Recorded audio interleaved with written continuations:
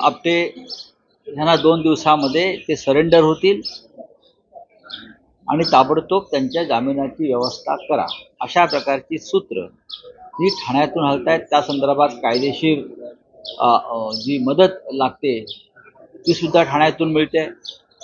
छत्रपती शिवाजी महाराजांच्या नावानं ज्यानं बाजार मांडला आणि केला, त्या सगळ्याचं जे षडयंत्र आहे त्या षडयंत्राचे सूत्रधार ठाण्यातच आहेत. मी वारंवार म्हणत होतो, जयदीप आपटेच्या मागे जी शक्ती आहे ती शक्ती मंत्रालयात आहे, ती शक्ती वर्षा बंगल्यावर आहे, ती शक्ती मालवणात आहे. त्याच्यामुळे इतके दिवस जयदीप आपटे हे पोलिसांना चुकवू शकतात. पण अखेर शिवभक्तांचा एवढा दबाव आणि एवढा रेटा होता की त्याला त्याचे बॉस हे वाचवू शकले नाही.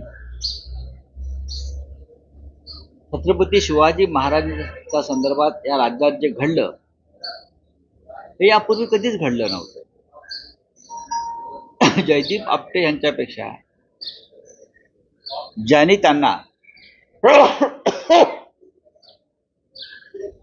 त्यांना हे काम दिलं, अनुभव नसताना ते बेकायदेशीर होते, ते सूत्रधार आजही सरकारमध्ये आहे. त्यांच्यावरती कारवाई कधी होणार?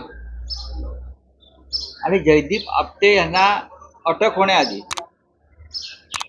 सिंधुदुर्गच्या कोर्टामध्ये त्यांच्या जामिनाची तयारी 8 दिवसापासून सुरू आहे आणि त्या संदर्भात ठाण्यातून सूत्र हलत आहेत.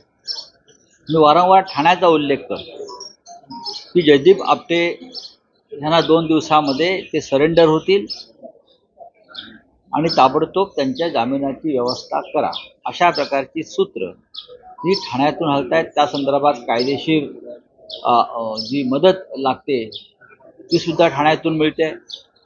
छत्रपती शिवाजी महाराजांच्या नावानं ज्यानं बाजार मांडला आणि केला,